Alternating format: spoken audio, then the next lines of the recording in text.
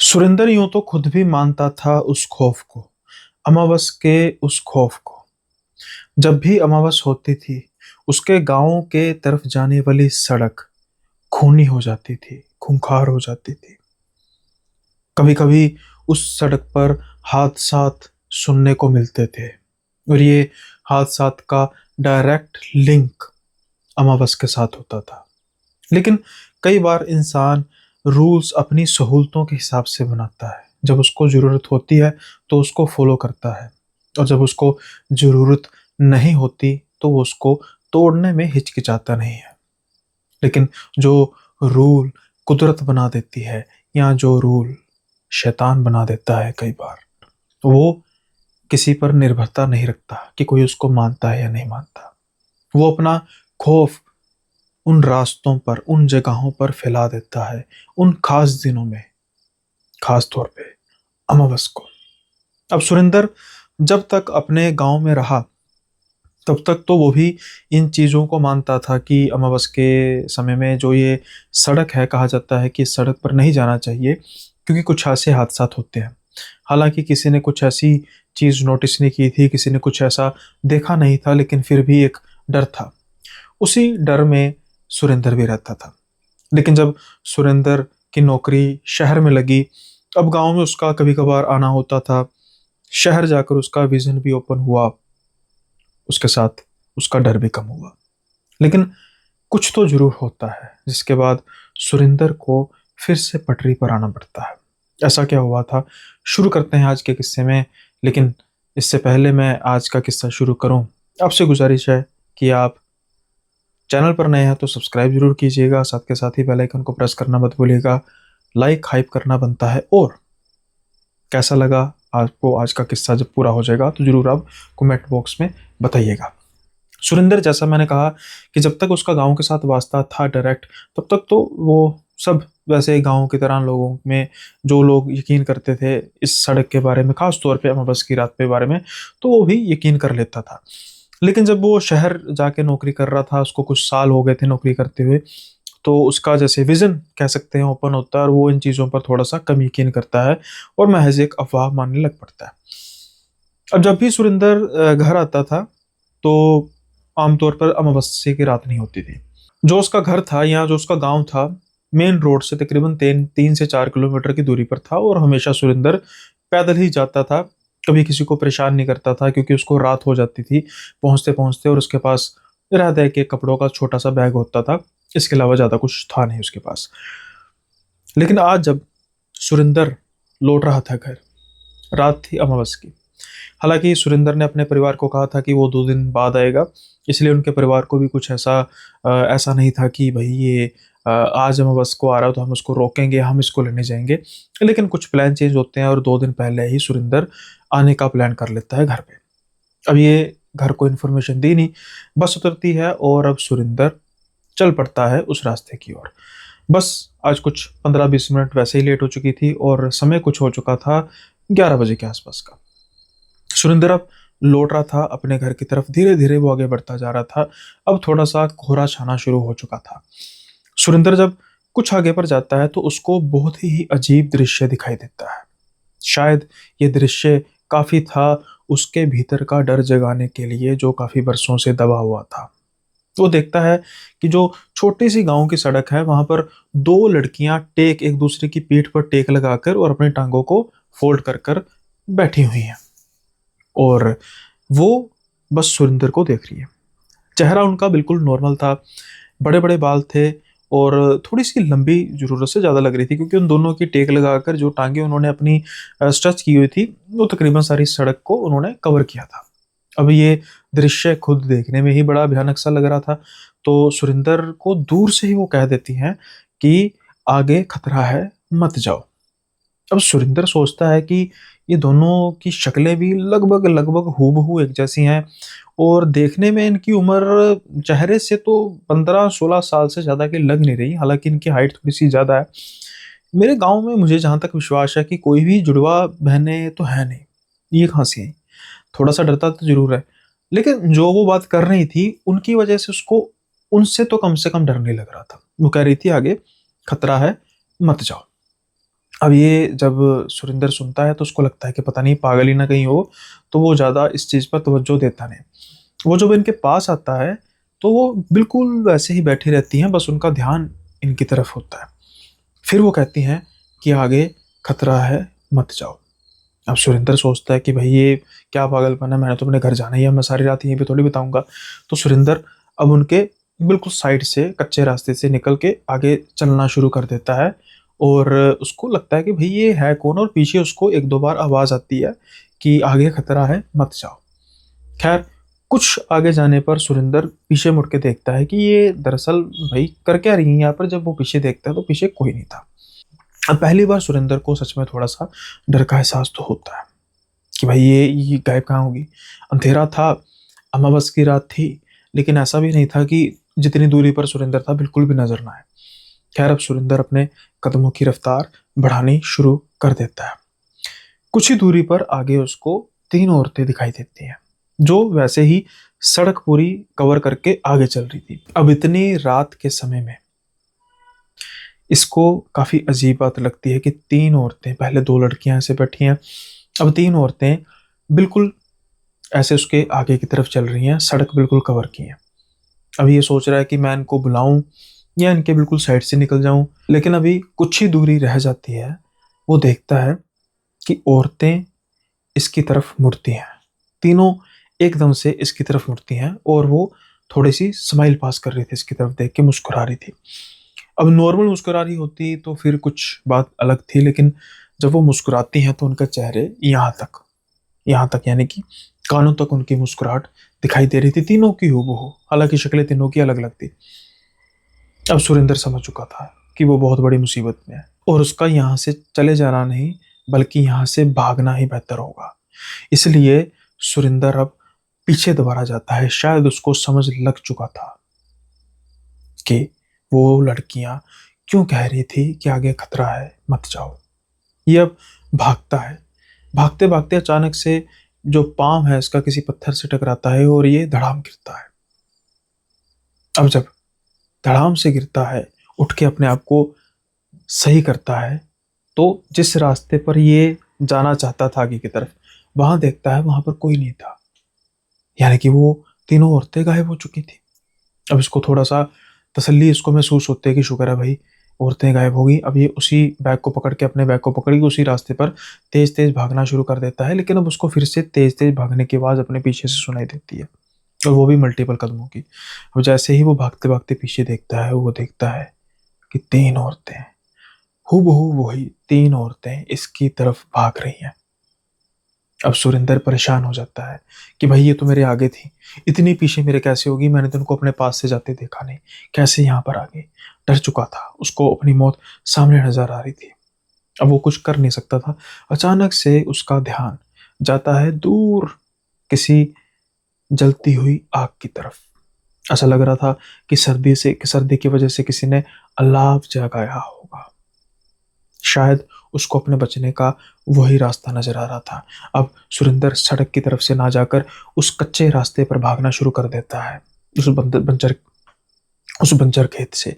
धीरे धीरे धीरे धीरे जब वो पहुंचता है, वो और बड़ी मुसीबत में पड़ जाता है। अब उसके लिए ये कहावत मानो पूरे तरीके से सच हो रही थी कि आगे कुआं पीछे खाई, क्योंकि जो वो आग थी वो कोई और नहीं बल्कि एक चिता की आग थी। वो शमशान घाट में पहुंच चुका था, और वो जो औरतें थी अब उसके पीछे पीछे भागते भागते आ रही थी, जैसे मानो वो उसका शिकार करने के लिए तत्पर थी। लेकिन अचानक कुछ और होता है। उस चिता की आग के पीछे से उसको दो आकृतियां नजर आती हैं, वही आकृतियां जो उसको उस सड़क पर नजर आई थी। कह रही थी, हमारे पीछे चलो, कहा था ना खतरा है, हमारे पीछे चलो। अब ये कुछ नहीं सोचता, इसको लग रहा था कि मौत तो है ही। वो तीन औरतें मारी हैं, ये दो लड़कियां मारी, मुझे नहीं पता, लेकिन अभी फिलहाल के लिए जैसा ये कह रही हैं मैं पीछे चलता हूं उनके। अब वो आगे बढ़ रही थी और एक चीज नोट कर रहे थे कि वो चल नहीं रही थी, वो लेविटेट कर रही थी हवा में। यानी वो भी कोई इंसान तो थे नहीं, ये बात पक्की है। अब वो आगे आगे बढ़ रही थी, ये उनके पीछे पीछे जा रहे थे, और एक बात नोटिस कर रहे थे कि पीछे जो फासला है वो बढ़ता जा रहा है। इन लड़कियों की वजह से। अब ये आगे आगे बढ़ते जा रहे थे और जैसे ही घर के पास ही अपने पहुंचे और अचानक से वो दोनों लड़कियां गायब हो गई। लेकिन एक और चीज हुई, इनको अपने पीछे वो औरतें नजर तो नहीं आ रही थी, लेकिन अपने घर की दीवार पर इनको 3 बिल्लियां नजर आई जो इनकी तरफ देख के घुरा रही थी और बहुत ही गंदे तरीके से अपनी जो आवाज निकाल रही थी। अभी इनके पास हिम्मत नहीं बची थी, ये पूरा एग्जॉस्ट हो चुके थे, इनके पास दरवाजा खटखटाने की हिम्मत नहीं बची थी, लेकिन शायद बिल्लियों की आवाज सुनकर इनके पिताजी डंडा लेकर आए और दरवाजा खोला और इनको सामने पाया। अब वो इनको देखकर और हैरान थे कि भाई ये कहाँ से आ गए, इसने दो दिन बाद आना था। लेकिन ये जल्दी से उसको पकड़ते हैं, अंदर लेके जाते हैं, पूछते हैं क्या हुआ, बताने की हिम्मत में इनको बिल्कुल थी नहीं। सारी रात ये ऐसे ही बस गुमसुम रहे और जैसे ही सुबह हुई तो इनको पंडित जी के पास लेकर जाया गया और पंडित जी ने फिर सारा बताया कि जो ये 3 बिल्लियां थी ये कोई बिल्लियां नहीं थी, प्रेतनियां थी और ये इसके पीछे पीछे आई थी। और वो तो अच्छा हुआ कि आप उसको अंदर लेके, सबसे पहले इन्होंने बढ़िया काम ये किया था कि इन्होंने मंदिर के कमरे में बिठा दिया था, जिसकी वजह से इनकी प्रोटेक्शन हो गई थी। गंगा जल वगैरह का छींटा दिया था, मोली बांध दी थी, जिसकी वजह से वो 3 बिल्लियां अंदर नहीं आ सकी, नहीं तो शायद इन पर कुछ खराब हो जाता। अब पंडित जी फिर थोड़ा सा, पिताजी भी इनके डांटते हैं कि तुझे कहा था कि अमावस की रात को नहीं, लेकिन तू शहर में अब जा चुका है, अब तू इन बातों पर विश्वास नहीं करता, अब देख लिया। खैर जब इनकी थोड़ी सी तबीयत ठीक होती है तो फिर ये कहते हैं कि चलो उन तीनों प्रेतनियों का तो मुझे समझ में आ गया, लेकिन मुझे एक चीज समझ में नहीं आई। तो कहते हैं कि क्या हुआ। कहते हैं कि मुझे ये चीज नहीं समझ में आई पिताजी की, वो 2 लड़कियां कौन थी। तो कहते हैं किस किस 2 लड़कियों की बात कर रहा तू बेटा। फिर ये सारा बताते हैं कि 2 जुड़वा लड़कियां थी और कुछ लंबाई उनकी ज्यादा ही थी और वो मुझे तरफ देख के कह रहे थे कि खतरा है, मत जाओ आगे।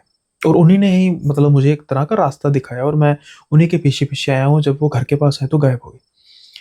अब इनके पिताजी की आंखों में आंसू थे और ये कहते हैं कि पिताजी क्या हुआ। पिताजी कहते हैं कि बेटा तेरे दादाजी बताते थे कि उनकी 2 सगी बहनें थी जुड़वा, जिनकी उम्र कुछ 16 वर्ष रही होंगी और अचानक से उनकी मौत हो गई। कुछ नहीं पता लगा, जैसे उन्होंने जुड़वा जन्म लिया वैसे ही एक ही समय पर वो संसार से चली गई।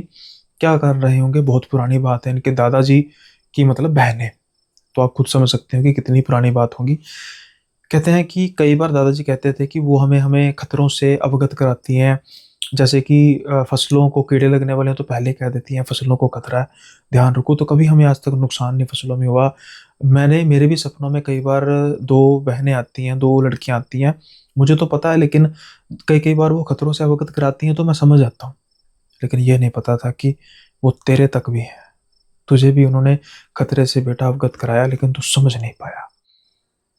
यानी कि शायद उन दोनों की आत्मा आज भी भटक रही है या इनकी रक्षा कर रही है, ये तो नहीं कह सकते, लेकिन विद्यमान तो है। और उसी की वजह से सुरिंदर की जान भी बची, वरना आज ये उन 3 औरतों का या 3 प्रेतनियों का शिकार हो जाता। तो ये था किस्सा सुरिंदर का। चाहे हम जितना मर्जी ऊंचाई पर चल जाएं, लेकिन जो इंसान अपने ग्राउंड यानी अपनी जमीन को नहीं भूलता वो हमेशा फायदे में रहता है, क्योंकि वो कायदे में रहता है। तो आपसे भी गुजारिश है कि भाई जहाँ जहाँ मर्जी चले जाए, लेकिन जो हमारे कुछ फंडामेंटल्स होते हैं उन पर हमेशा ध्यान रखना चाहिए। और उम्मीद है कि आपको ये किस्सा भी पसंद आया होगा, और पसंद आया तो लाइक शेयर सब्सक्राइब करना मत भूलिएगा, क्योंकि अगला किस्सा जो है वो इससे भी ज़्यादा खतरनाक है। लेकिन इससे पहले कि मैं अगला किस्सा शुरू करूं, एक नया एपिसोड अपलोड हो चुका है मेंबरशिप ओनली में, और यह है जिंदा लाश का खौफनाक राज। क्या राज है उस लाश का और कहाँ पर वो लाश मिली, और जब वो लाश उठी तो कईयों के होश उड़ गए। क्या था किस्सा, क्या है किस्सा उस लाश का, आपको जानने को मिलेगा मेंबरशिप ओनली में। जो आपको ये थंबनेल दिखाई दे रहा है ये उसी वीडियो का थंबनेल है। और अगर आप चाहें तो इस किस्से को ही नहीं बल्कि इससे पहले 11 अपलोड हुए किस्सों को भी सुन सकते हैं, सिर्फ और सिर्फ मेंबरशिप प्रोग्राम में। और मात्र 29 रुपये पर मंथ, यानी कि 1 रुपये से भी कम पर डे में आप ये सारे किस्से सुन सकते हैं। एक अलग से प्लेलिस्ट है जो नॉर्मल वीडियोस यानी नॉर्मल जो अपलोड होते हैं वीडियोस उसमें आपको नहीं मिलेगी। सो शुरू करते हैं आज का दूसरा किस्सा।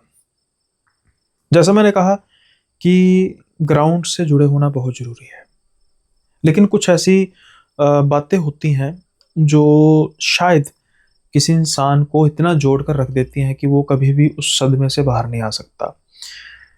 विक्रम विक्रम को फोन आता है उसके गांव से किसी जानने वाले का कि बेटा, तेरे ताऊ जी पिछले 2 दिन से गायब हैं। विक्रम कहता है कि गायब हैं, और मतलब आप बताइए कि क्या कि कुछ बता कर गए हैं कि नहीं नहीं नहीं बेटा, तू आजा गांव, हम तुझे तब बताएंगे। अब विक्रम का अच्छा खासा बिजनेस था। वो अपने पिताजी के साथ, अपने परिवार यानी पिता माता पिता के साथ काफ़ी पहले शहर आ चुका था। उन्होंने काफ़ी जोर आजमाइश की कि उनके जो ताऊ जी हैं वो भी उनके साथ शहर चले आए, लेकिन उनके ताऊ जी को एक सनक सवार थी। शायद वो सनक, या फिर कह सकते हैं कि एक अधूरी इच्छा, एक सवाल का जवाब उनको कभी उस गांव को छोड़ने नहीं दे सकता था। ये गांव है तेलंगाना के पास का एक गांव, कुछ हरी भरी वादियों के बीच में बना हुआ गांव। एक घाटी है, एक गहरी खाई है उसके पास, और एक राज है जो पता लगेगा आगे किस्से में। अब विक्रम अपने पिताजी से बात करता है कि ऐसे ऐसे फोन आया था और ताऊ जी पिछले 2 दिन से गायब हैं, क्या आपसे बात हुई? तो पिताजी कह रहे हैं, हाँ मेरी हफ्ते पहले बात हुई थी बेटा, और मैंने तब भी उनको कहा था कि भैया आप आ जाओ, क्या आप ना आपने शादी की है और आप बुजुर्ग हो रहे हैं अब, तो आप मेरी बातों को मानते क्यों नहीं? हमें हमें पूछिए ना कि हमारे दिल पर क्या बीतती है। आप हमारे पिता तुल्य हैं और उसके बावजूद भी आप नहीं आते। तो क्या कहा उन्होंने? यार कुछ नहीं, वही सेम जवाब था, और कह रहे थे कि मैं बहुत करीब पहुंच चुका हूँ। किस चीज़ के? पता नहीं, लेकिन कह रहे थे कि आज मुझे मौका मिल रहा है कि मैं पहुंच जाऊंगा उसी जगह पर, और मैं साबित करूंगा कि वो निर्दोष था। कौन निर्दोष था? यार ये तो तेरे ताऊ जी ना। अब कुछ बातें हैं, तो ऐसा कर, तो जल्दी से पहले गांव निकल, क्योंकि सबसे पहले प्रायोरिटी ये नहीं है कि क्या क्या सब कुछ हुआ बीते हुए समय में। प्रायोरिटी ये है कि वहां पर जा और ताऊ जी को ढूंढ। अगर नहीं मिलते तो पुलिस रिपोर्ट लिखा और सारी मुझे बात बता, अगर जरूरत पड़ेगी तो मैं भी आ जाऊंगा। विक्रम अब निकल पड़ता है उसी गांव की तरफ। ये गांव, जैसे मैंने कहा, काफी सुदूर गांव था, और जब वो उस गांव में पहुंचता है तो अपने घर में पहुंच, सबसे ज्यादा यानी कि जो ताऊ जी का घर था वहां पर जाता है। 2 चाबियां थी, एक तो ताऊ जी के पास ही थी, दूसरी उनका एक मित्र था, उसको उन्होंने दी थी कि कभी जरूरत पड़े इमरजेंसी में। अब उनके मित्र से बात होती है तो कहता है कि देख भाई, वो गायब तो हो गया सुदर्शन, लेकिन भाई मुझे एक तो दुख भी है, गुस्सा भी है। दुख भाई, पता नहीं यार 2 दिन हो गया कहाँ पर गया है, जंगल की तरफ गया था। अब जैसे ही जंगल की तरफ सुनते हैं तो थोड़ा सा डर भी जाते हैं कि कहीं कोई जानवर वगैरह ने शिकार ना कर लिया हो। गुस्सा किस बात का अंकल? तो कहते हैं गुस्सा यार इस बात का, उस बात को बेटा 30 साल बीत चुके हैं। तो खुद सोच, 30 साल उस बात को बीत चुके हैं, और आज भी वो उसी बात पर टिका हुआ है। 60 साल उसकी उम्र हो गई है। शर्म करनी चाहिए। तेरा बाप उससे 3-4 साल छोटा है, और तू उसका सहारा बन चुका है। ठीक है, तेरा अब तेरी जो उम्र हो चुकी है, तो बिजनेस कर रहा है साथ में। ठीक है, सहारा बन के वो ना उसने शादी की उस हादसे के बाद, और ना ही उसने कुछ अपना सवारा, बस ऐसे कैसे पड़ा रहता है। ये कहते हैं कि अंकल सच कहूँ, मुझे कुछ नहीं पता ताऊ जी के बारे में कि क्या सब कुछ है, आप कुछ बताएंगे? तुझे कुछ पता नहीं है? नहीं, तेरे बाप ने भी नहीं बताया? नहीं, तो भाई वो उनसे पूछ लेना, मैं क्यों ऐसे बताऊंगा। अब ये कुछ मेहनत करते हैं, मिन्नत भी करते हैं कि अंकल बताइए, लेकिन वो कुछ ज़्यादा बताते हैं। खैर अब ये सोचते हैं कि भाई अब मैं पिताजी से पूछूंगा तो कहेंगे कि सबसे पहले तो भाई पता कर कुछ हुआ कि नहीं, अगर नहीं हुआ तो छोड़, पुलिस स्टेशन जा, रिपोर्ट लिखा। खैर ये गांव के सरपंच से मिलते हैं, सरपंच से पूछते हैं। सरपंच कहता है कि भाई मुझे तो नहीं पता। अब ये थक हार करना रात के समय में अपने ताऊ जी के घर में ही होते हैं। अचानक से ना इनको ढूंढते ढूंढते एक डायरी मिलती है। अब उस डायरी में कुछ लिखा हुआ था जो इनको जानने के लिए काफ़ी था। वो डायरी में कुछ लिखा था कि मैं बहुत करीब पहुंच चुका हूं, मैं अब उसे खोद कर रहूंगा, क्योंकि मैंने 30 बरस इंतज़ार किया। 30 बरस इंतज़ार किया सरपंच के जाने का, उसकी शक्ति के ख़त्म होने का। लेकिन अब मेरी जो टॉलरेंस है वो जवाब दे चुकी है। अब चाहे जो मर्जी हो, उस राज का पर्दाफाश मैं ही करूंगा, क्योंकि सरपंच मुझे कभी भी ये जीते जी करने नहीं देगा, मुझे छुप कर करना पड़ेगा। लेकिन वो था क्या? किस राज की बात कर रहे थे?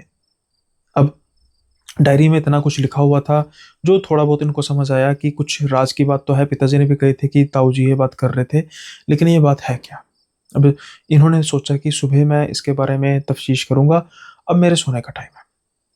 रात के समय में इनको अपने घर के बाहर कुछ परछाई मंडराती हुई नजर आती है, और ये देखते हैं कि यार ये परछाई नजर आ रही है, आसपास इंसान भी तो होना चाहिए, परछाई है तो, लेकिन आसपास कोई इंसान नजर नहीं आता। ये डर जाते हैं और ये हड़बड़ाहट में कमरे के घर के बाहर जाते हैं, और बिल्कुल इनको अपने पास, यहाँ से बिल्कुल कान के पास से एक आवाज सुनाई देती है, खतरा, भाग जाओ। जैसे ही ये सुनते हैं, ये तो एकदम से हिल जाते हैं कि भाई इंसान नाम की कोई चीज मुझे नजर नहीं आ रही, और एक बिल्कुल कान के पास मेरे परछाई जैसी कोई चीज बोल रही है, खतरा, भाग जाओ। इंसानी तो हो नहीं सकती। ये डर के मारे जल्दी से अंदर भागते हैं और सुबह होने का इंतजार करते हैं।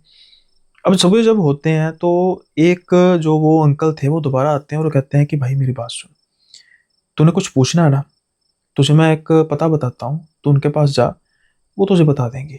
वैसे भी वो आज गई कल गई, मतलब कब्र में पाँव है, मुझे कोई फर्क नहीं पड़ता, उससे पूछ लेना। ये कहते हैं ठीक है। अब जब ये बताते हैं, एक बूढ़ी औरत थी, उम्र होगी कुछ 80 साल के आसपास, और जब ये अपना इंट्रोडक्शन कराते हैं कि ऐसे ऐसे मैं सुदर्शन ताऊ जी का भतीजा हूँ, जब वो देखते हैं उनकी आंखों में आंसू आ जाते हैं कि अच्छा सुदर्शन, मुझे बहुत चिंता हो रही है बेटा, तू पुलिस को एफआईआर दर्ज करा। और कहते हैं नहीं, पहले मैं थोड़ा सा, मुझे बताओ तो सही कि हुआ क्या, किस चीज़ के पीछे वो थे।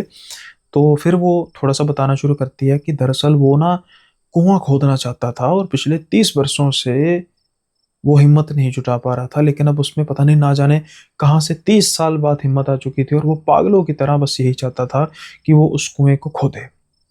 अब जब ये बात सुनते हैं तो इनको लगता है कि कुआं, कौन सा कुआं? वो कुआं जो घाटी के पास है। घाटी कहाँ है? जंगल के अंदर। हाँ, तो कुएं में आखिर है क्या? अब जब वो इतनी बात सुनती है तो कहती है कि बेटा, हर एक गांव का, हर एक शहर का एक राज होता है, या यूं कहें कि हर एक गांव का, हर एक शहर का, हर एक जगह का एक पाप भी होता है। यूं कहें कि राज और पाप दोनों एक ही है उस कुएं में। क्या है? अब कहते हैं कि तेरा ताऊ 60 बरस के आसपास का हो गया है अब। 30 वर्ष पहले की बात है। तेरा ताऊ तेरे भाई से बहुत प्यार करता था, और माता पिता के, तेरे यानी दादा दादी के जाने के बाद तेरे ताऊ ने ये जिम्मेदारी उठाई थी कि पहले ही सब कुछ मैं इसका शादी वगैरह सब कुछ करूंगा। इसलिए गांव में उसको माहौल का पता था कि यहाँ पर तो कुछ हो नहीं सकता। तो तेरे पिता को पढ़ाने के लिए उसने शहर पहले भेजा, वहीं पर बिजनेस सेट किया, जो पुश्तैनी जमीन वगैरह थी उसको बेचकर, और शादी वगैरह भी पहले करा दी। और तेरे ताऊ का था कोई बात नहीं, 30 वर्ष के बाद देखेंगे। लेकिन 30 वर्ष की उम्र में उसके साथ कुछ ऐसा हुआ कि मानो उसकी सारी जिंदगी ही बदल गई। उसका एक दोस्त था, विजेंद्र। इन दोनों की बड़ी दोस्ती थी, एक दूसरे के साथ भाइयों जैसा प्यार। लेकिन फिर विजेंद्र के साथ कुछ ऐसा हुआ जिसने ना सिर्फ विजेंद्र की जिंदगी खत्म की, बल्कि तेरे ताऊ की दशा दिशा सब बदल दी। ऐसा भी क्या हुआ? अब वो बताती है, आज से 30 साल पहले का किस्सा। कहते हैं कि विजेंद्र कुछ परेशान था। उसकी माँ जो थी वो कुछ समय पहले जा चुकी थी, उसकी वजह से थोड़ा सा ज़्यादा परेशान था। अब उसको पैसे की दिक्कत भी आने लग पड़ी। अब तेरा ताऊ तो बहुत अमीर था, वो उसकी मदद भी करता था खुले दिल से, लेकिन विजेंद्र को ये चीज़ पसंद नहीं थी। मजबूरी में उसको पैसे लेने पड़ते, लेकिन वो चाहता था कि वो कुछ अपना उपाय करे और ठीक करे। इसलिए वो कुछ छोटे मोटे टोटके वगैरह तांत्रिकों के कहने पर कर रहा था, और वही उसकी मौत का कारण बनी। मौत का कारण कैसे? अब ना, हुआ क्या कि एक बार गांव में दो बच्चे लापता हो गए। अब जो वो बच्चे लापता हुए तो गांव में अफवाह फैल गई कि कोई तो है कि जो इन बच्चों को बलि चढ़ा कर ले गया, उनकी बलि चढ़ा लिया। अब शायद कोई विजेंद्र से नफरत करता होगा, उससे दुश्मनी करता होगा। इसी एवज में उसने ये अफवाह फैला दी कि विजेंद्र ही है जो जादू टोने करता है, और यकीनी तौर पर मैंने उसको उस कुएं के पास देखा है, वो कुएं के पास कुछ पूजन वगैरह करता है। और उस तांत्रिक ने कहा होगा कि कुएं वगैरह के पास जाकर कोई पूजन करना है। अब उसकी किस्मत खराब कि अमावस की रात को जब गांव के लोग इकट्ठा होकर उसके घर के पास गए तो घर में कुछ ऐसी चीजें मिली जो जादू टोना से संबंधित थी, जो उसने अपने लिए किया था। दूसरी ओर जो जब ये कुएं की तरफ भागे सारे गांव वाले, तो वो कुएं में बदकिस्मती से कुएं के आसपास कोई पूजन कर रहा था। अब कहने को तो वो रंगे हाथ पकड़ा गया। अब उससे मार पिटाई की गई गांव के द्वारा। सरपंच ने कहा कि मतलब बताओ तूने जो गुनाह किया और बच्चे कहाँ पर हैं। तो गांव वालों में से किसी ने कहना शुरू कर दिया कि पक्का इसने बच्चों को मारकर कुएं में फेंक दिया। अब मामला बहुत ज़्यादा बढ़ चुका था। कुछ लोग थे कि कह रहे थे कि नहीं, पहले सच का पता लगाया जाए। कुछ लोग थे वो कह रहे थे कि नहीं, इसको पुलिस के हवाले किया जाए। और बहुत बड़ी तादाद में कुछ ऐसे लोग थे जो कह रहे थे कि अभी इंसाफ किया जाए। अब तेरे अब तेरे ताऊ सुदर्शन ने बचाने की उसको बहुत कोशिश की कि भाई उसको सारा पहले सच्चाई का पता करने दो। मैंने भी बहुत बताने की कोशिश की। वो मैं उसको अपना छोटा भाई मानती थी। वो मुझसे कुछ 15-20 साल तो छोटा था, लेकिन मैं उसको छोटा भाई अपना मानती थी। लेकिन किसी ने एक ना सुनी। जैसे ही भीड़ उग्र होती गई, वैसे वैसे सरपंच कुछ कर ना सका। अब उस भीड़ ने विजेंद्र के हाथ पांव तोड़कर बहुत बुरी तरीके से उसको मारकर कुएं में फेंक दिया। कुएं में फेंकने के बाद उस पर मिट्टी डालकर पत्थर रख दिए। कुआं हमेशा के लिए बंद हो गया और विजेंद्र हमेशा के लिए उस कुएं में दफन हो गया।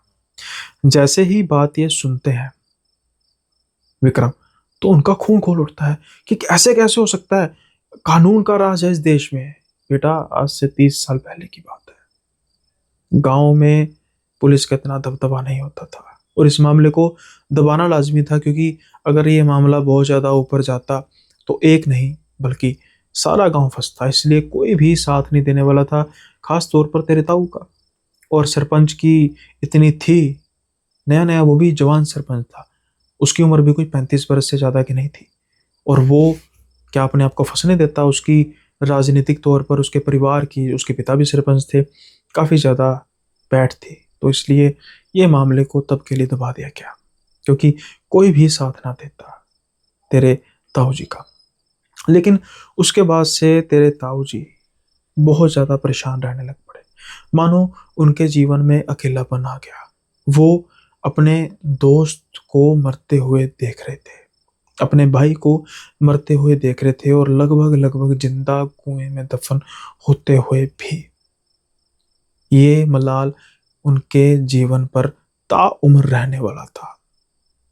धीरे धीरे उन्होंने सारे काम वगैरह अपने वाइंड अप कर लिए। तेरे भाई को पैसे दे दिए, तेरे पापा को पैसे दे दिए, और जो भी मतलब एक एफडी कह सकते हो जो भी था उसका, वो ब्याज लेकर अपना जीवन निर्वाह करते रहे। और हमेशा वो इन वादियों में चला जाता था, जंगल में चला जाता था, कुएं के पास कोशिश करता था। लेकिन सरपंच सरपंच ने आदमी लगा रखे थे। वो कभी भी उसको कुएं से बाहर नहीं आने देना चाहते थे, उस राज को। लेकिन उस सरपंच का क्या लिंक है? सरपंच का तो सिर्फ इतना ही लिंक है ना कि वो उस फैसले का विरोध नहीं कर पाया जो भीड़ ने किया था। क्या और राज कोई था? वो कहती हैं, बेटा ये तो मुझे नहीं पता। जितना मुझे पता है मैंने तुझे उतना बता दिया। अब विक्रम पशोपेश में थे कि भाई आज से 30 साल पहले इतना बड़ा हादसा हुआ, और एफआईआर लिखाना तो दूर की बात, किसी ने बिल्कुल थोड़ा सा विरोध भी नहीं जताया, और एक ऐसे इंसान को मुजरिम मान लिया जिसका शायद कोई इस चीज़ से वास्ता भी नहीं था। अब जब ये डायरी दोबारा देखते हैं और डायरी में ये कड़ियों को जोड़ने की कोशिश करते हैं कि भाई ताऊ जी ने कुछ कोशिश की, तो कुछ ऐसी बातें थी जिससे सरपंच की तरफ शक जाता था।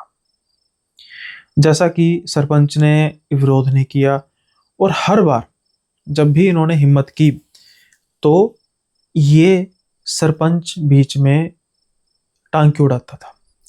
और अपने आखिरी पन्नों में लिखा था कि मुझे जो विजेंदर है उसकी आत्मा आकर कहती है कि मुझे इंसाफ दिलाओ, बस अब और नहीं, मैं उस कुएं में रह सकती। ये बात इसको काफ़ी अटपटी लगती है विक्रम को, कि हाँ ये बात भी तो है, ताऊ जी 30 बरस तक झेल गए, और अब ऐसा भी क्या था कि वो उस कुएं को खोदने की नौबत तक आ चुके। खैर अब ये दोबारा से अपने उसी घर में सोने की कोशिश करते हैं। रात के समय में फिर से उनको ऐसा महसूस होता है कि कोई परछाई है जो उनके कमरे के इर्द गिर्द घूम रही है। ये फिर से बाहर निकलते हैं और वो बिल्कुल फिर से वैसी आवाज आती है कि खतरा, भाग जाओ। ये डर जाते हैं। ये आवाज लगाते हैं कि आप कौन हैं? आप विजेंदर हैं? और एक आवाज आती है, हाँ। तो ये बहुत ऊंची आवाज लगा कहते हैं, अरे आपको इंसाफ चाहिए ना, उसी के लिए तो मैं आया हूं। तो एक आवाज आती है, नहीं चाहिए, भाग जाओ। इनको काफी अजीब बात लगती है कि अगर इनको किसी तरीके का कोई इंसाफ नहीं चाहिए था तो मेरे ताऊ जी किस चीज के पीछे भाग रहे थे। खैर, सुबह होने तक ये डिसाइड करते हैं कि ये पुलिस स्टेशन में जाएंगे और दरख्वास्त करेंगे। अब जब ये पुलिस स्टेशन जाते हैं, नेचुरली बात है कि सरपंच की काफी पेट थी और उसकी वजह से जो पुलिस वाला था इन पर कोई ज़्यादा गौर करता नहीं है और भाई शहर से आया बंदा है। हालांकि ये जो एफआईआर इनके ताऊ जी की थी सुदर्शन की, वो तो उसको लिखनी पड़नी थी कि भाई इनके ताऊ जी गुम हुए हैं पिछले 3-4 दिन से और मिले नहीं तब से। फिर ये बात करते हैं कि मैंने एक और गुमशुदगी की एफआईआर लिखानी है और मुझे पक्का विश्वास है कि वो कहाँ पर मिलेंगे। कहते हैं किसकी? कहते हैं कि विजेंदर कुमार की। तो कहते हैं कि कब गायब हुए? कहते हैं 30 साल पहले।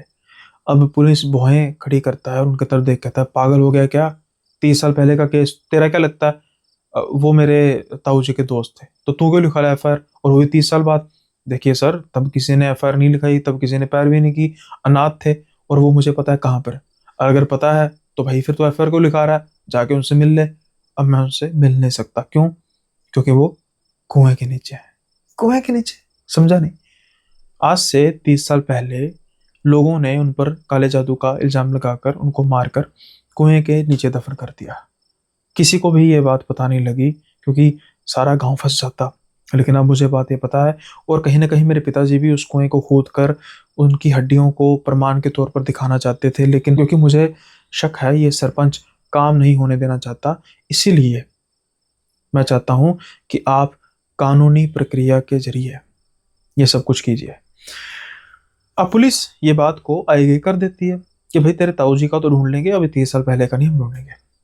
लेकिन विक्रम भी कम नहीं था। उसने अपने पिताजी के जरिए कुछ ऊपर से फरमाइश डलाई जिसकी वजह से उस एसएचओ को भी मजबूर होना पड़ा और वो अब जेसीबी लेकर बढ़ चला था गांव की ओर। अगले दिन ये बात जब सरपंच को पता लगती है तो सरपंच जो उससे पहले का रास्ता ब्लॉक कर लेता है और कुछ गांव वालों को भड़का लेता है कि भैया अगर पता लग गया कि आज से 30 साल पहले क्या हुआ था, तुम सब जाओगे जेल। अब गांव वालों का विरोध देखकर जो पुलिस वाला है वो कहता है ठीक है हम बाद में देखेंगे, वो मुड़ जाते हैं। विक्रम को जब ये पता लगता है तो वो बड़ा गुस्से होता है, लेकिन अब उसका गुस्सा ठंडा होने वाला था क्योंकि तकरीबन सारा गांव ही उसका विरोध करने वाला था कि भाई ये क्या सीन है, तो हम सबको फंसाएगा, हम सब जेल में जाएंगे, अगर ऐसा हुआ तो तुझे नहीं छोड़ेंगे। ये देखकर जो वो बूढ़ी औरत थी वो कहती है कि फिलहाल शांत रहने का समय है। लेकिन विक्रम को यहाँ पर थोड़ी सी हार तो मिली थी, लेकिन वो अब मानने वालों में से तो था नहीं। अब वो रात के समय में जाता है कुएं की तरफ। शायद सरपंच को खबर लग चुकी थी। जब वो कुएं के पास जाता है तो उसको पीछे एक आवाज आती है, अरे बेटा तू किन चीजों में फंसा हुआ है? जब वो पीछे मुड़ के देखता है तो सरपंच खड़ा होता है। सरपंच को प्रणाम करता है और कहता है कि सरपंच साहब, आपको भी पता है कि इस कुएं के नीचे क्या राज दफन है।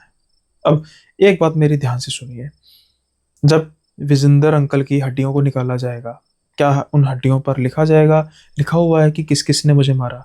सारा गांव से मिलित था, ये तो आपको पता है। मैं किसी को जेल नहीं पहुंचाना चाहता, मैं तो सिर्फ उनकी अस्थियों को यहाँ से निकलवा कर उनका अच्छे से संस्कार करवा कर उनको जल प्रवाह करना चाहता हूँ, इससे ज्यादा मेरी कोई नीयत नहीं। लेकिन सरपंच को अपनी करतूत भी पता थी और सरपंच को सारे गांव की करतूत भी पता थी, इसलिए वो उसको बड़े प्यार से धमकी देता है कि बेटा तू शहर आया है, वापस चला जाएगा। तेरा ताऊ भी इसी तरीके से पागलों की तरह ना जाने पिछले कुछ दिनों से हफ्तों से यही काम कर रहा था, मैंने उसको रोकने की बड़ी कोशिश की लेकिन ना माना। अब माथा ठनकता है विक्रम का। वो कहता है ताऊ जी भी तो नहीं मिल रहे, सच सच बताओ कहीं मेरे ताऊ जी को गायब करने में तुम्हारा हाथ तो नहीं? सरपंच हंस के कहता है 30 साल से नहीं किया, अब क्या करूंगा बता, कुछ है फायदा? मैं क्यों कोई दोष अपने माथे पर मढ़ूं। 65 साल उम्र हो गई है बेटा, कलंक थोड़ा लगाऊं अपने माथे पर। ये कहकर सरपंच चलने लगता है और कहता है कि हाँ, वो जो नीचे दफन है उसको शांत आराम करने दे, वरना सारा गांव तड़फेगा, सारे गांव को गुस्सा आएगा, कहीं ना कहीं तो निकाल लेंगे तुझ पर। उस समय भी मैं उसे बचा नहीं पाया गांव वालों के क्रोध के आगे। आज कहाँ बचा पाऊंगा, बूढ़ा हो गया हूं बेटा, ध्यान रखना मैंने जो कहा है। ये कहकर सरपंच और उसके जो 5-6 गुंडे थे उसको ऐसी नजरें दिखाकर जाते हैं कि समझ गया ना। लेकिन वो कहाँ समझने वाला था, वो तो एक जिद्दी इंसान था अपने ताऊ को जैसा। खैर, वो देखता है, माहौल चाल देखता है, लेकिन उसको इतना पता लग जाता है कि यहाँ पर कुछ भी मुझे खुद ब खुद करना पड़ेगा, शायद किसी गांव का साथ नहीं मिलेगा। लेकिन एक चीज की जा सकती है, वो गांव के कुछ युवा लोगों से मिलना शुरू करता है। और नेचुरली बात है, आज के समय में अन्याय को देखना कोई भी पसंद नहीं करता, और अगर उनके शायद किसी बाप दादा ने अन्याय किया हो तो वो कैसे सह सकते हैं। कुल मिलाकर वो 15 से 20 ऐसे लोगों को या ऐसे युवाओं से बात करता है जो उसकी इस बात से मानना शुरू कर देते हैं कि हाँ, हाँ, ये बात बिल्कुल गलत हुई, और अगर ऐसा कुछ है तो हम नहीं चाहते कि हमारे बाप दादा को सजा मिले, लेकिन कम से कम जो जिसके साथ कुछ बुरा हुआ है वो तो हमें, उसका तो हमें सोचना चाहिए ना। तो ये बात होने लग पड़ती है, और कहता है कि भाई बात ऐसी है कि मैं चाहता हूँ कि मैं उस कुएं को खोदूं। इसमें कोई भी उसकी मदद नहीं करने वाला था, ये तो बात पक्की थी। लेकिन वो चाहते थे कि बस सरपंच जो है वो कोई रुकावट ना बने। एक बार छोटा सा भी अंश मिल जाए विजेंदर अंकल का, तो बस मेरी इच्छा पूरी हो जाएगी, ताऊ जी को भी ढूंढ लेंगे। अब धीरे धीरे 3-4 दिन के अंदर अंदर वो बूढ़ी औरत के साथ मिलकर ये सारा बना लेते हैं कि ठीक है भाई। और एक रात फिर जो विक्रम है वो फिर से बढ़ता है, फावड़ा लेकर, कुल्हाड़ी लेकर उसके पास, कुएं के पास। वो जो पत्थर थे उनको पहले पीछे करता है। रात के समय में उसको अचानक से एक सामने परछाई नजर आती है, जो कि बहुत बड़ी परछाई थी। वो परछाई मानो जैसे उसको रोक रही थी। किसकी थी ये तो नहीं पता, लेकिन शायद वो चाहती थी कि बस विक्रम जो कर रहा है वहीं पर करे, रुक जाए और उससे आगे कुछ ना करे। लेकिन विक्रम ने ठान ली थी। वो कुएं को कुछ फीट नीचे तक खोदता है, और अब उसको एक आवाज आती है कि कहा था ना थम जा, लेकिन नहीं थमा ना। आज तुझे लगता है कि वैसे ही चुप कराना पड़ेगा जैसे आज से 30 साल पहले इस पागल विजेंदर को, और कुछ दिन पहले तेरे ताऊ को। जैसे ही ये बात सुनता है विक्रम, उसकी रूह तक कांप जाती है, क्योंकि शायद उसको ये मालूम पड़ चुका था कि अब उसके ताऊ जी भी इस दुनिया में नहीं है। थोड़ी ऊपर आके देखता है, सरपंच अपने कुछ आदमियों के साथ खड़ा हुआ था, और वो कहता है कि तुझे पहले ही कहा था कि दूर है इन चीजों से, लेकिन तू नहीं माना। खैर, अच्छा ही किया तूने कुआं खुद थोड़ा सा खोद लिया, तेरे लिए काफी है। अब तू भी यहाँ पर दफन हो जाएगा, और उसके बाद तेरा भी कोई नामो निशान नहीं होगा। अभी सरपंच ये बात कह के हंस रहा था अपने आदमियों के साथ, रंग उठ चुका था विक्रम का, क्योंकि उसको अपनी मौत साफ तौर पर सामने दिखाई दे रही थी। लेकिन कुछ होता है। पीछे से एक वृद्धा की आवाज आती है, 30 साल पहले तो सरपंच तूने कर लिया, लेकिन अब नहीं कर पाएगा कुछ। सरपंच पीछे घूम के देखता है, वहां पर ना सिर्फ वो बूढ़ी औरत थी, बल्कि कुछ 15-20 जवान लड़के भी थे गांव के। उनके सामने ये गुंडे कुछ नहीं थे, ना ही सरपंच था। अब वो आगे की ओर बढ़ते हैं, और साफ तौर पर वार्निंग दे देते हैं कि अगर किसी ने कुछ भी चालाकी करने की कोशिश की तो फिर हमारी तादाद देख लो और अपनी तादाद देख लो। खैर, विक्रम ऊपर आता है, और ये धर लेते हैं सरपंच को।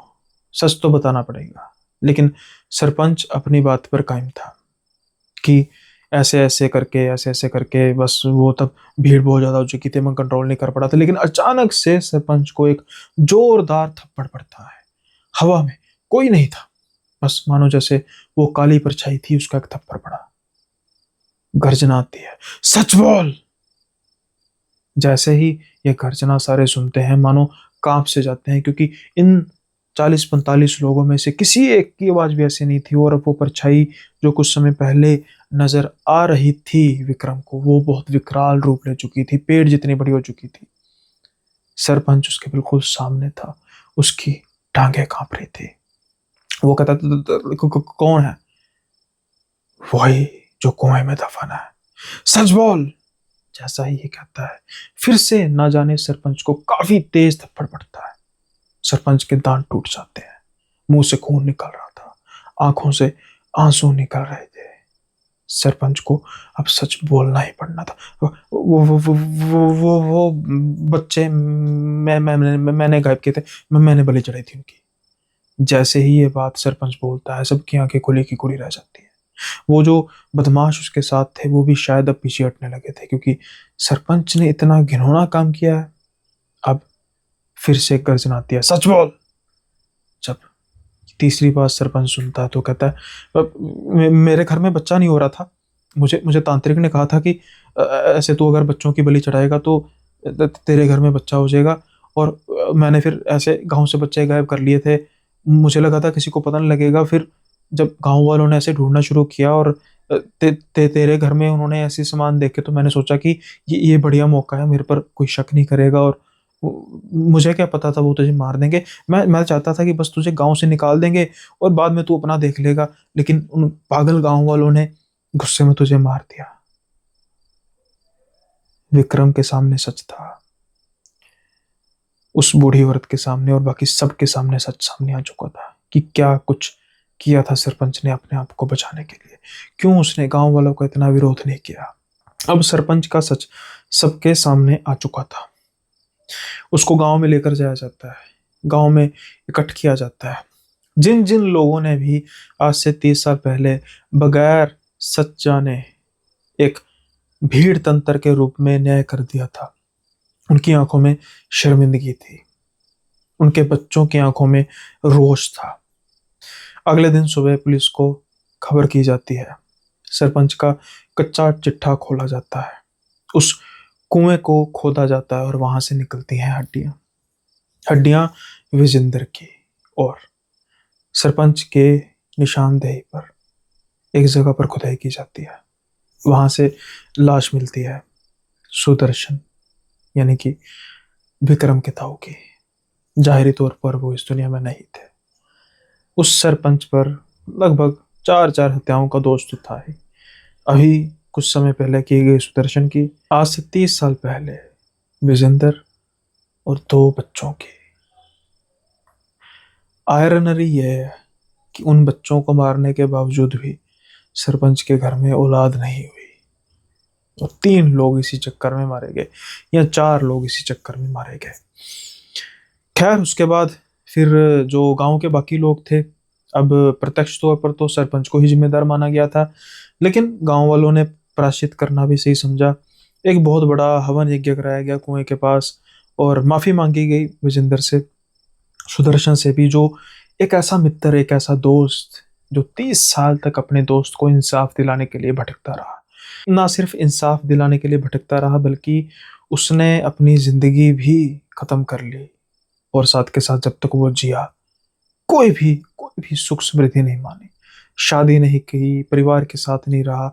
चाहता तो विक्रम के पिता के साथ शहर जाके एक बड़ा बिजनेस जो खोला था उसी में वो ऐश की जिंदगी जी सकते थे, लेकिन नहीं, दोस्ती की मिसाल बन गए उनके ताऊ जी। विक्रम जाहिरी तौर पर बहुत दुखी था। उसके ताऊ जी जिनका उनके साथ प्यार था, मिलना कम होता था, लेकिन बचपन में खिलाया उन्होंने, बाद में शहर जब आते थे मिलने बहुत प्यार करते थे, लेकिन आज वो शख्स इस दुनिया में नहीं था।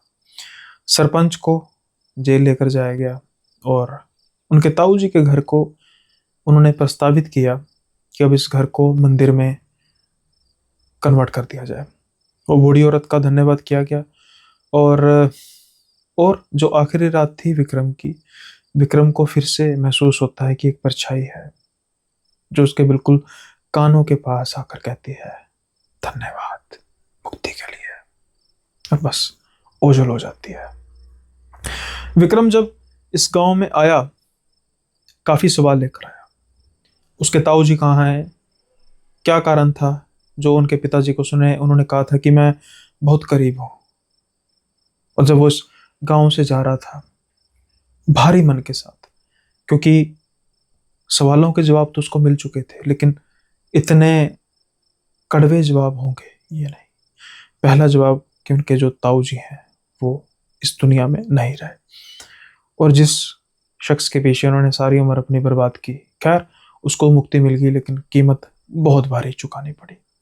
उनको अपनी जान देकर कीमत चुकानी पड़ी, जो कि कसक शायद हमेशा विक्रम के मन में रहेगी।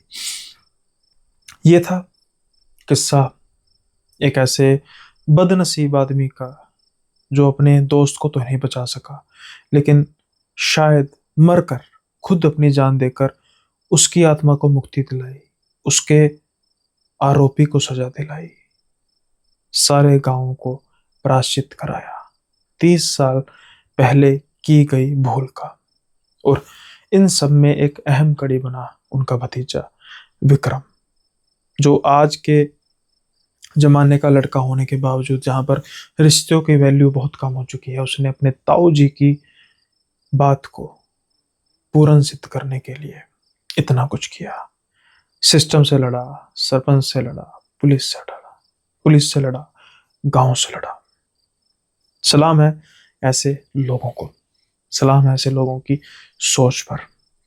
कैसा लगा आपको किस्सा मुझे जरूर बताइएगा, क्योंकि सच में एक बड़ा ही लाजवाब किस्सा है दोस्ती का, लाजवाब किस्सा है समर्पण का, और लाजवाब किस्सा है कुदरत के इंसाफ का।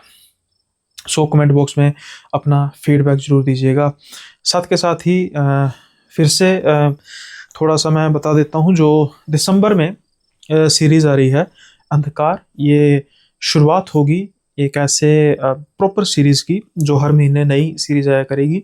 थोड़ा सा मुझे डीएम्स भी आ रहे थे और कम्युनिटी में पोस्ट भी आ रही थी कि इसके बारे में थोड़ा सा एक्सप्लेन कर दीजिए। तो ये फिलहाल के लिए जो मैंने इसको डिज़ाइन किया है, ये 10 एपिसोड्स की एक सीरीज होगी। इसका थीम होगा अंधकार, और 10 किस्से होंगे, और ये 10 किस्से आपस में इंटरकनेक्टेड नहीं होंगे। यानी कि ऐसा नहीं है कि अगर आप 5वां किस्सा सुन रहे हैं तो पहले आपको 4 किस्से सुनने होंगे, ऐसा कुछ नहीं है। इंटरकनेक्टेड नहीं होंगे, लेकिन उनमें सब में थीम एक होगा अंधकार। अंधकार का अहम रोल होगा इन किस्सों को डर देने के लिए, इन किस्सों को इंटेंस बनाने के लिए, और इन किस्सों में पूरी हॉरर की थीम भरने के लिए। सो कहें तो आपसे ज़्यादा मुझे इंतज़ार है कि मैं इन किस्सों को पब्लिश कर दूं, लेकिन समय होता है हर चीज़ का। तो दिसंबर ऑनवर्ड्स ये किस्से की शुरुआत होगी। माइट भी 1 दिसंबर या 2 दिसंबर से शुरू हो जाएगा, और हर तीसरे दिन या चौथे दिन देखूंगा किस हिसाब से ये किस्सा पब्लिश हुआ करेगा, क्योंकि 10 किस्से होंगे तो 30 दिनों के अंदर अंदर 3 दिन बाद का एक किस्सा बनता है। और टाइटल, पहला जो टाइटल है ब्लैकआउट वाली रात, बेहद इंटेंस किस्सा है, और आजकल में उसकी रिकॉर्डिंग हो जाएगी पूरी, और मेरी कोशिश ये होगी कि तकरीबन 4-5 किस्से मैं इसी महीने के अंदर अंदर रिकॉर्ड कर लूँ, सो दैट कि स्मूथली, टाइमली ये किस्से आप तक पहुँच जाएं। और बाकी जो एपिसोड चल रहे हैं वो भी चलते रहें, पॉडकास्ट चल रहे हैं वो भी चलते रहें। मेरा जो नया चैनल है देव सुनील शिव, पहले सुनील शिव था, देव सुनील शिव, किसी बड़े ही सज्जन पुरुष ने कहा कि अपने नाम के आगे देव लगा लो, मतलब उस पर्सपेक्टिव में नहीं, कुछ और भी 1-2 वर्ड बोले थे, देव ठीक लगा था, तो उस वजह से मैंने थोड़ा सा चेंज किया। तो शायद देखते हैं भाई, कहते हैं वो चैनल भी चल पड़ेगा। अब मैं थोड़ा सा अंधविश्वासी नहीं हो रहा, लेकिन कहते हैं कि अगर कोई सियाना बात करे तो मान लेनी चाहिए, तो क्या फ़र्क पड़ता है। सो उस चैनल पर भी पॉडकास्ट अच्छे आ रहे हैं। हॉरर 3:1 की रेशो रहेगी, 3 नॉर्मल पॉडकास्ट हुआ करेंगे, 1 हॉरर होगा, तो आप वो भी सब्सक्राइब कीजिए। उसका लिंक आपको डिस्क्रिप्शन में मिल जाएगा, या फिर जब आप मेरे चैनल पर क्लिक करेंगे माई अनदर चैनल के नीचे सुनील शिव का वो चैनल आपको मिल जाएगा, देव सुनील शिव के नाम का चैनल मिल जाएगा।